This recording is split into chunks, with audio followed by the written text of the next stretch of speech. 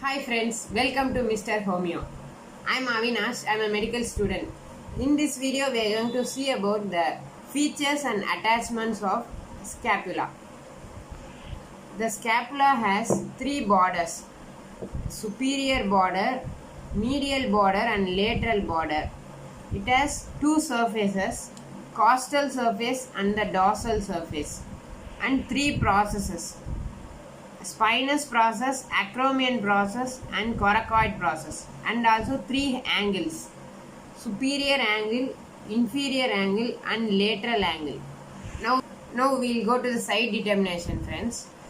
For side determination, we have to see 3 points. Mainly, the glenoid cavity should face laterally forwards. Okay, this glenoid cavity. And the costal surface should be convex. The convex portion is the costal surface. And the lateral border, the thick lateral border is present laterally. We have to see these three things in order to find the side of the scapula bone. Now, can you guess which side of bone it is? It is the right scapula bone, friends. Now we will move to the features, friends. First, we will see the costal surface. This is also known as subscapular fossa. We can see some longitudinal ridges in this portion. These ridges provide origin for the intermuscular tendons of subscapularis muscle. The muscle is generally present in the medial 2/3 of this subscapular fossa, and these longitudinal ridges also acts as lever for the action of serratus anterior muscle, which is overhead abduction of arm. And now we will see dorsal surface. The dorsal surface is marked by the spinous process, which divides the surface into suprascapular fossa and infrascapular fossa. This spinous process is also an important landmark for side determination. With this process, we can tell this is the dorsal surface. Okay, this supraspinous fossa gives attachment to supraspinatus muscle in its medial 2/3. And the infraspinous fossa gives attachment to infraspinatus muscle in its medial 2/3. And some other muscles in this dorsal surface are the dorsal surface, upper 2/3 of dorsal surface of lateral border of the scapula. Upper 2/3 of dorsal surface of this lateral border gives attachment to teres minor muscle, teres minor, and lower 1/3 gives attachment to teres major muscle. And as I said, lower 1/3 gives attachment to teres major muscle. This term will be confusing, so I have a mnemonic for this. I generally use this mnemonic. We can easily remember using that mnemonic. As the adults carry their baby in their arm, right? Like that, always minor muscle will be present above the major. And at the inferior angle of the dorsal surface, latissimus dorsi originates as a small slip. And another important landmark in this dorsal surface is the spinoglenoid notch. It is a notch which provides connection between the supraspinous fossa and infraspinous fossa. It is called spinoglenoid notch because it is present between the spinous process and glenoid cavity, friends. Now we will see the borders. In borders, we will see the superior border first. The superior border is the shortest and thinnest border. And here we can see the suprascapular knots. Here a ligament will be present. It is called the suprascapular ligament or superior transversus ligament. This ligament will convert these knots into suprascapular foramen. Because the notch is like a depression, the foramen is like a hole, it will be closed, right? The ligament will come here and close this gap and it will form a foramen.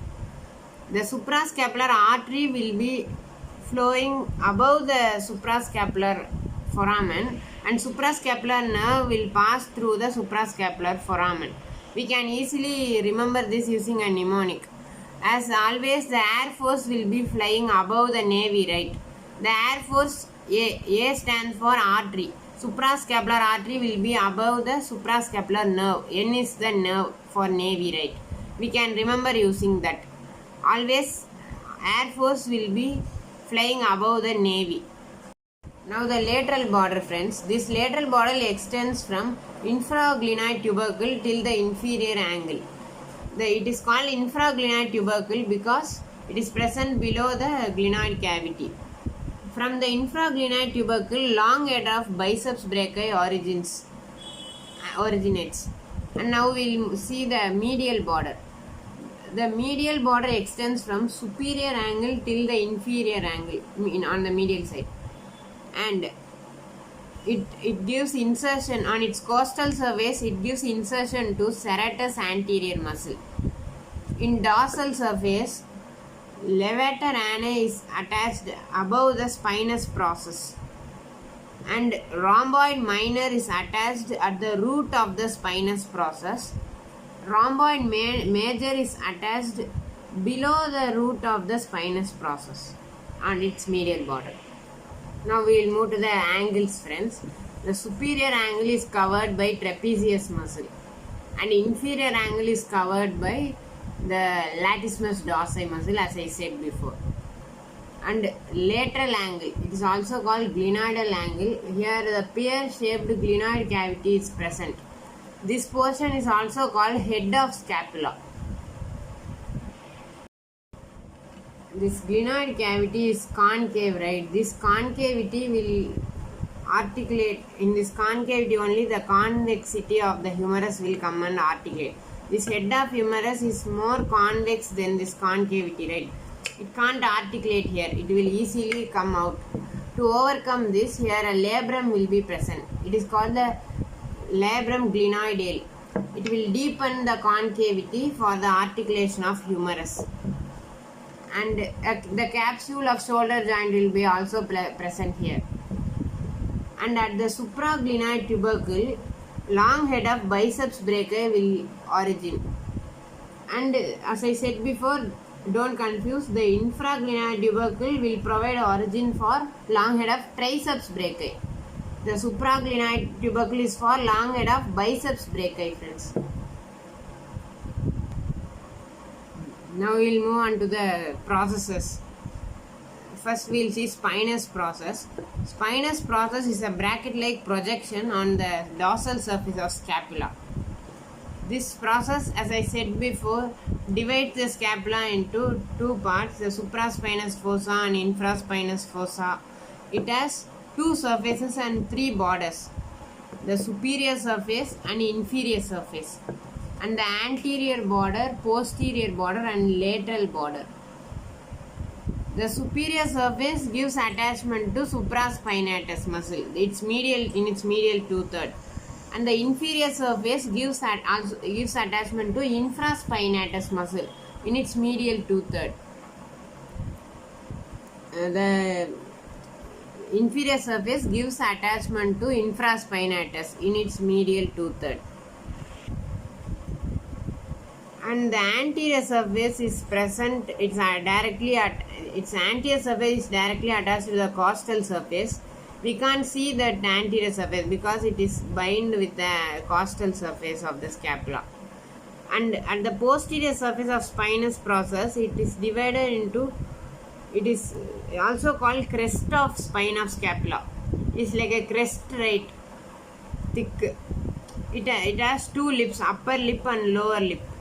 The upper lip gives attachment to trapezius, and the lower lip gives attachment to the posterior fibers of deltoid.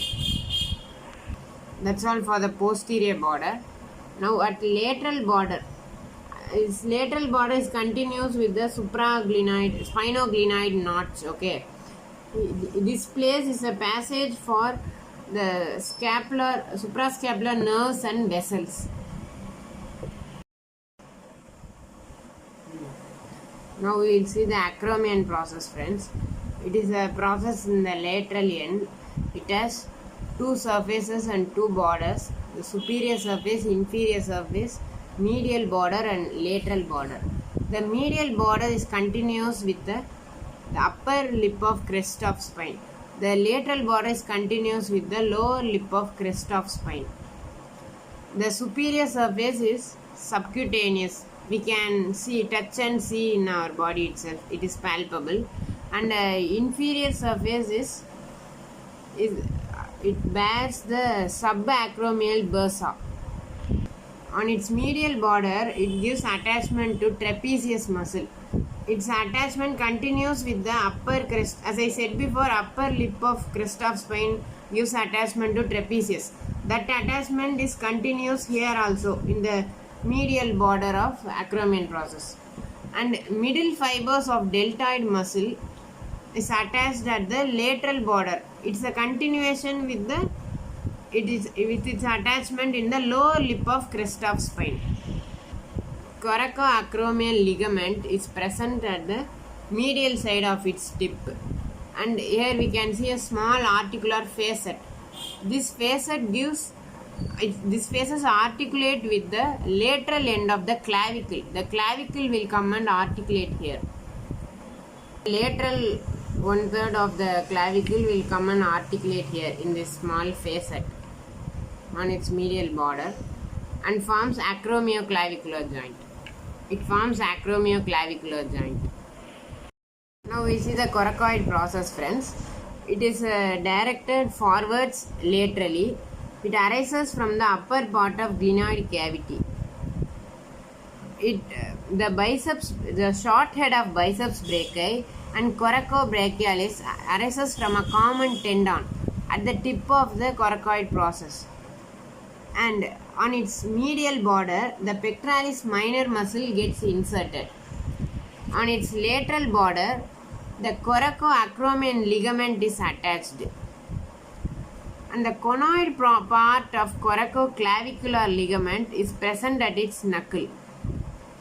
And the trapezoid part of coracoclavicular ligament is attached on the ridge present in its superior aspect, which is between the insertion of pectoralis minor and the attachment of the coracoacromial ligament. Coracohumeral ligament is present at its root adjacent to the glenoid cavity. I hope this video is useful for you, friends. Thanks for watching, and if you have any doubts, kindly ask it in comments.